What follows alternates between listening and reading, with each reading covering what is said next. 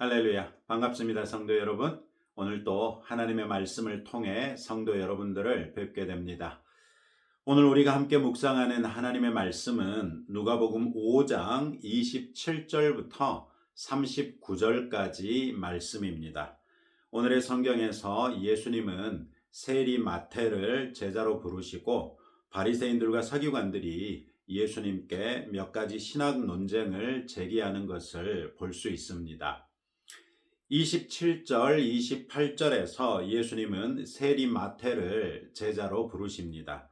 당시 세리는 로마가 정한 세금을 유대인들에게서 징수하면서 추가 금액을 자유롭게 조정해서 돈벌이로 삼았습니다.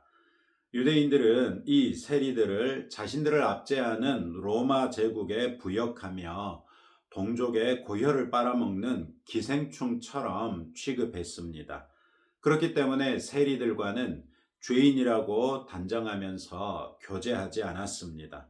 뿐만 아니라 세리들을 죄인 취급했기 때문에 그들과 어울리는 사람들 역시 자연스럽게 죄인 취급했습니다. 그런 세리 마태가 세관에 앉아 세금을 거두고 있는 때 예수님이 그를 불러 제자로 삼으셨습니다. 그리고 마태는 모든 것을 버리고 즉시 일어나 따랐습니다. 물론 예수님이 마태를 부르신 이유는 좀 전에 어부들을 부르셨던 이유와 똑같습니다. 복음으로써 사람들을 구원하기 위한 것이었죠. 마태는 예수님을 만나기 전까지는 부를 위하여 명예를 포기했던 사람이었는데 이제 그는 예수님을 만나 하나님의 영광을 위하여 일할 수 있는 기회를 얻게 된 것입니다. 그 역시 예수님을 필요로 했으며 그렇지 않았다면 결코 예수님을 따라 나서지 않았을 것입니다. 그런데 예수님은 사람들의 죄를 용서하시면서 그들을 정결하게 하셨고 하나님 나라를 위하여 사역할 수 있는 기회를 주시지 않았습니까? 마태가 예수님을 즉각 따른 것으로부터 우리는 마태 역시 사람들이 자신을 죄인시하는 것을 그저 받아들일 수밖에 없으면서도 자신의 죄의 문제에 대하여 고민했던 사람이라는 것을 알 수 있습니다. 우리 주변에는 자신의 죄에 대하여 고민하는 사람들이 있을 수 있습니다. 성경이 이르는 양심에 화인 맞은 사람들이 없는 것은 아니지만 훨씬 더 많은 사람들은 양심적으로 살려고 노력하고 있지 않습니까? 그렇기에 자신들이 이런저런 죄를 지은 것으로 인해 양심의 가책을 느끼는 사람들이 우리들 주변에도 있을 수 있습니다. 그런 분들에게 무슨 소식이 가장 듣고 싶은 소식이겠습니까? 그것은 자신들의 죄를 해결하되 영원히 해결하여 더 이상 가책이나 죄책감이 없는 삶을 살 수 있다는 그런 말이 아니겠습니까? 바로 이 일을 예수 그리스도께서 하신 것이지요. 예수님은 스스로 그런 죄인들을 찾아가셨지만 이제는 우리를 죄인들에게 보내십니다. 우리가 가지 않으면 누가 그분들에게 죄 용서의 복된 소식을 알려줄 수 있겠습니까?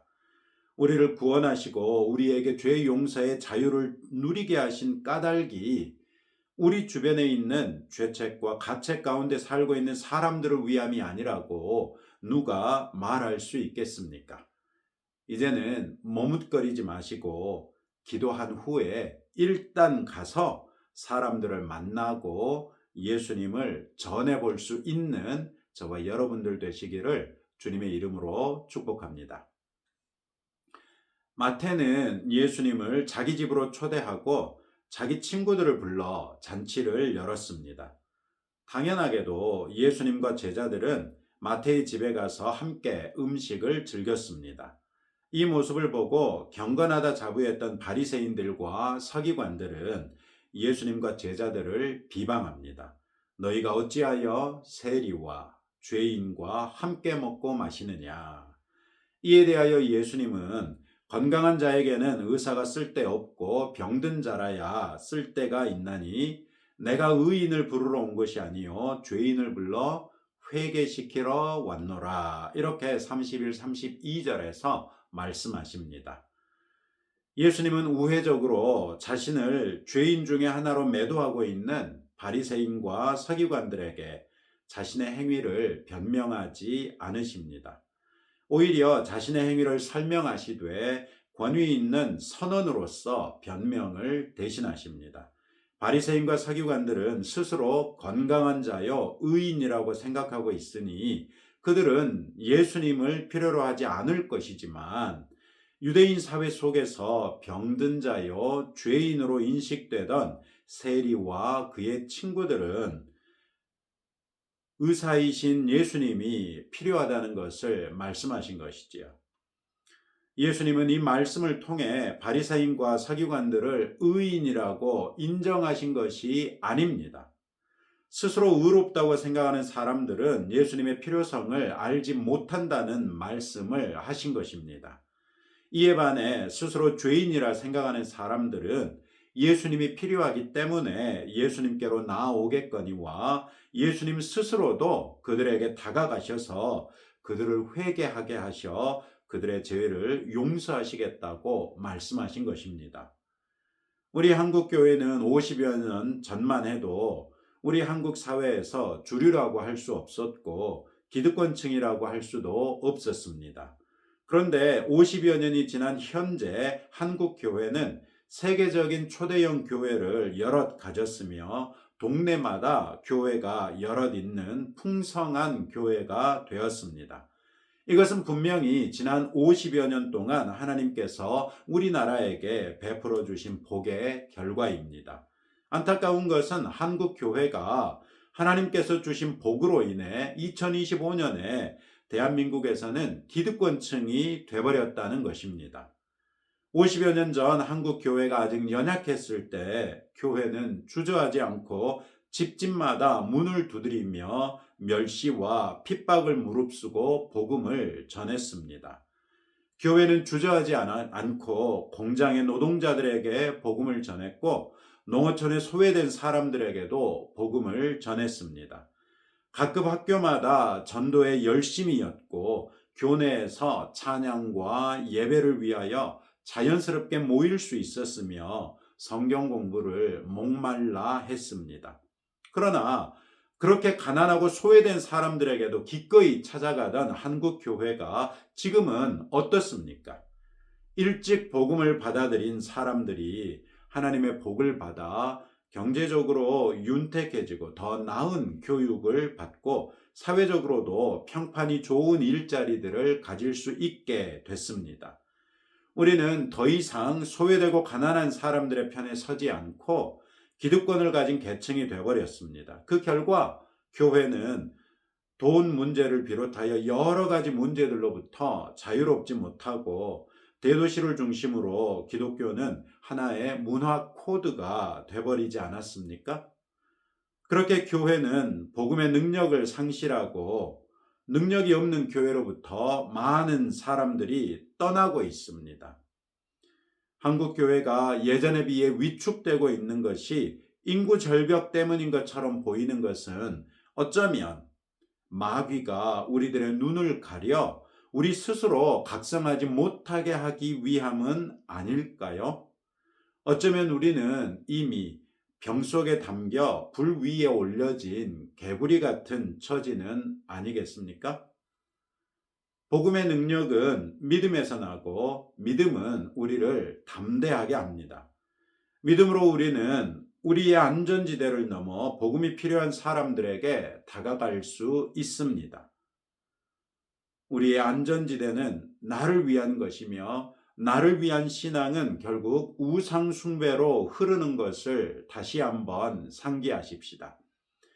내게 복음이 주어진 것은 그 복음으로서 세상을 향해 나아가게 하시고자 함인 것을 알고 내 가족으로부터 시작하여 점점 더 큰 동심원을 그려가며 이웃들에게로 더 나아가 세상으로 복음을 전파할 수 있기를 축복합니다.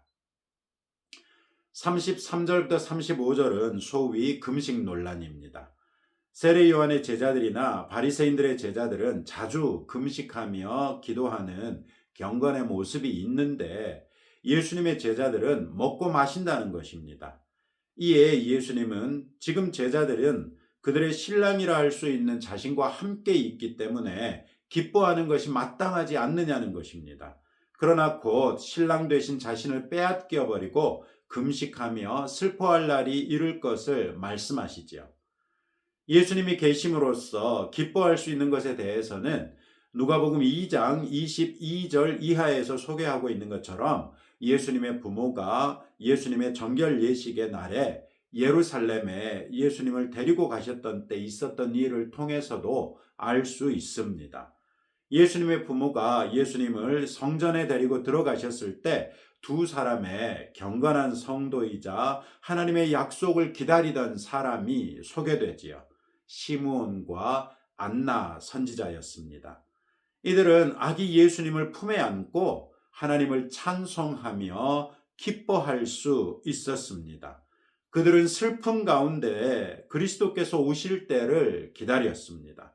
마침내 예수님이 그 약속된 그리스도이시라는 것을 알고 그제서야 모든 슬픔을 잊을 수 있었고 소망이 이루어짐으로 인한 큰 기쁨을 느낄 수 있었습니다.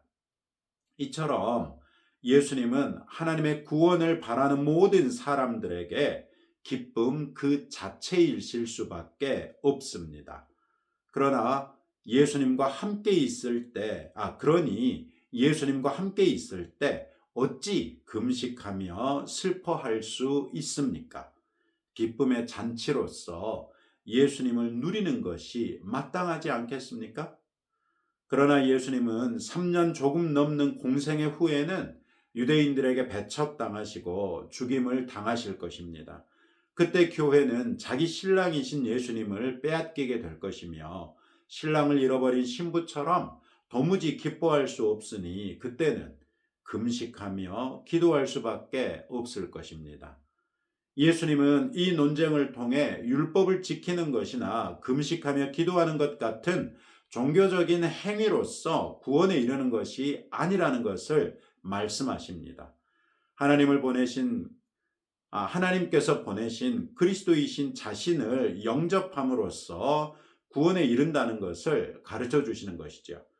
안타깝게도 지금 예수님께 이런 논쟁을 제기하고 있는 서기관들은 자신들의 종교 행위로 인해 스스로를 의롭다고 여기고 있기 때문에 예수님을 영접할 수 있는 무수히 많은 기회를 스스로 차버리고 끝끝내 예수님을 영접하지 못함으로 그들의 죄 가운데서 죽게 될 것입니다. 다만 그들은 이 사실을 모르고 있을 따름이죠. 바리새인들과 서기관들이 빠진 자기 의는 오늘날 우리 그리스도인들 역시 경계해야 할 일입니다. 우리는 결코 우리 스스로를 의롭게 할 수 없습니다. 우리를 의롭게 할 수 있는 것은 오직 하나님의 은혜뿐입니다. 하나님께서 선물로 우리에게 주신 믿음으로 인해 하나님께서 우리를 의롭다고 인정하시는 것입니다. 우리가 우리의 구원을 자랑할 수 있는 이유가 우리에게는 없다는 것을 인정하십시오. 늘 하나님의 은혜에 감사하며 예수님의 십자가를 자랑하며 성령님의 인도하심에 순복하십시다. 결코 남을 정죄하거나 판단하지 맙시다. 그것이 곧 우리 역시 자기 의에 빠졌다는 것을 증명할 뿐입니다. 나를 드러내지 말고 예수님을 높이십시다. 마지막으로 36절부터 39절에서 예수님은 금식 논쟁에 대한 결론격으로 새 포도주는 새 부대에 넣어야 할 것을 말씀하시죠. 예수님이 이 말씀을 하신 것은 당시 종교 지도자들은 옛 것에 완전히 사로잡혀 새 것을 전혀 인식하지 못하고 있었기 때문입니다. 이 말씀을 통해 예수님은 바리새인과 서기관들은 율법 준수라는 옛 것의 멍에에 눌려 스스로 무거운 짐을 지고 있으면서도 그조차도 애써 외면하며 예수님의 복음이라는 완전하고도 새로운 길이 눈앞에 있는 것을 깨닫지 못하고 있다는 것을 꼬집으신 것입니다. 예수님은 단호하게 새 옷을 찢어 헌 옷을 깁지 않는 것처럼, 또 새 포도주를 헌 부대에 담지 않는 것처럼 예수님의 복음 역시도 율법의 행위가 담을 수 없으며, 예수님의 은혜 역시 율법주의의 틀이 감당할 수 없다는 것을 말씀하십니다. 예수님으로 인해 세상에 들어오게 된 은혜, 복음, 연합, 신분의 변화, 또 선행을 힘써야 할 이유 등등은 율법 시대에 비교할 수 없이 우월합니다. 우리는 구약 시대를 경험하지 않았기 때문에 예수님의 복음을 백지 상태에서 받아들일 수 있었고, 그런 면에서 우리는 참 복되다고 할 수 있습니다. 그런데 오늘날 교회 안에 보면 새로운 형식의 율법주의자들이 적지 않습니다.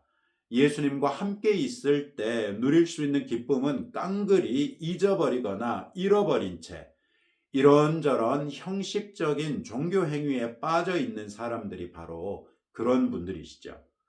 율법주의는 예수님 당시나 지금이나 동일하게 생명력이 없고 우리를 곤고하게 할 뿐입니다. 예수님은 그런 상태로부터 우리를 해방시키시기 위해 오셨습니다. 그렇게 우리가 예수님의 십자가를 묵상할 때마다 눈물의 감격을 경험할 수 있으며, 그로 인하여 감사함으로 자원하여 선행을 더욱 힘쓰게 되지 않습니까? 죄의 노예였던 우리를 자유케 하셔서 영원한 하나님의 자녀라는 완전히 새로운 신분을 주셨으니 어찌 기뻐하지 않을 수 있겠습니까? 성령 하나님이 나와 함께 계시되 영원히 함께 계시고, 내가 그리스도 예수와 또 그분의 몸된 교회와 연합했으니 어찌 우리가 외로이 신앙 여정을 간단 말입니까? 우리와 함께 그 신앙의 여정을 함께하고 있는 교회와 성도와 세겹줄과 함께 서로 지지하며 그 길을 완주할 수 있지 않겠습니까? 우리는 그리스도 예수의 복음이라는 새 포도주를 담은 새 부대라는 것을 압시다. 그리고 예수님을 깊이 묵상하며 주님이 가져다 주신 해방의 기쁨을 늘 누릴 수 있기를 주님의 이름으로 축복합니다. 오늘 또 이런 말씀을 붙들고 다음과 같이 함께 기도하겠습니다. 우리의 신앙에 자족하지 말고 양심의 가책과 죄책감을 지고 살아가고 있는 이웃들에게 죄 용서의 복음을 전하도록, 자기 의에 빠지는 것을 경계하며 다른 사람들을 정죄하거나 판단하는 죄에 빠지지 않도록, 또 생명력 없고 족쇄가 될 뿐인 율법주의에 빠지지 않도록 예수님의 십자가를 자주 묵상하고 구원의 기쁨을 충만히 누릴 수 있도록 기도하시고요. 우리 나라를 위하여 또 진행 중에 있는 신방을 위해서 기도해 주시면 감사하겠습니다. 함께 기도하겠습니다. 하나님 아버지, 감사합니다. 오늘의 말씀을 통하여 또 우리에게 주신 교훈을 배웁니다. 우리가 우리의 이 안전지대에 자족하지 않기를 원합니다. 양심의 가책과 죄책감을 지고 살고 있는 이웃들이 여전히 있다는 것을 우리에게 깨달아 알게 하시고, 또 우리의 눈에 그분들을 발견하게 하셔서 그 죄책으로부터 영원한 자유를 선포하신 예수 그리스도의 복음을 그분들에게도 전파함으로, 그분들 역시 우리와 함께 마찬가지로 죄의 용서의 기쁨을 누리며 자유를 온전하게 누릴 수 있도록 은혜 베풀어 주옵소서. 자기 의에 빠지는 것을 우리 스스로 경계하게 하시되 다른 사람들을 정죄하거나 판단하는 죄에 빠지지 아니하도록 우리를 붙들어 주옵소서. 생명력 없고 족쇄가 될 뿐인 율법주의에 빠지지 아니하도록 주님, 우리가 예수님의 십자가를 더 자주 묵상하게 하시고 구원의 기쁨을 충만하게 누리게 하옵소서. 주님, 우리나라를 아버지께 올려드립니다. 이 나라가 아버지 하나님 앞에 다시 반듯하게 설 수 있기를 원하거니와 우리 한국 교회가 반듯하게 세워질 때야 비로소 그와 같은 일이 가능해질 줄로 믿습니다. 주님, 우리 한국 교회가 하나님께서 우리에게 선물로 주신 지성을, 그것도 거듭난 지성으로서 건강하게 많은 것들을 분별하게 하시고 마땅히 서야 할 하나님 편에 설 수 있도록 긍휼과 자비를 더하여 주옵소서. 죄를 죄라 할 줄 아는 교회가 되게 하시고 왜곡된 것들이 왜곡된 것을 깨달아 할 수 있도록 은혜 베풀어 주시며 이권이 아니라 진리의 편에 설 수 있도록 우리를 붙들어 주옵소서. 주님, 진행 중에 있는 봄철 대신방이 있습니다. 성도들이 자원하여 귀한 시간을 약속하고 또 그들의 가정을 열어주실진데 아버지 하나님, 신방하는 과정에 주의 은혜가 충만하게 하시고 아버지의 말씀으로써 우리가 하나님을 새롭게 만나는 복된 시간이 될 수 있도록 은혜 베풀어 주옵소서. 또한 부족한 종이 신방을 위하여 여기저기 다닐 때에 아버지 하나님께서 함께 동행하여 주심으로 어려움 당하지 않게 하시고 주의 은혜 가운데 복된 신방 되게 하옵소서. 예수님 이름으로 기도합니다. 아멘. 이제 여러분들의 기도 제목을 가지고 하나님 앞에 나아가시기 바랍니다. 하나님께서 여러분들의 기도를 기다리고 계십니다.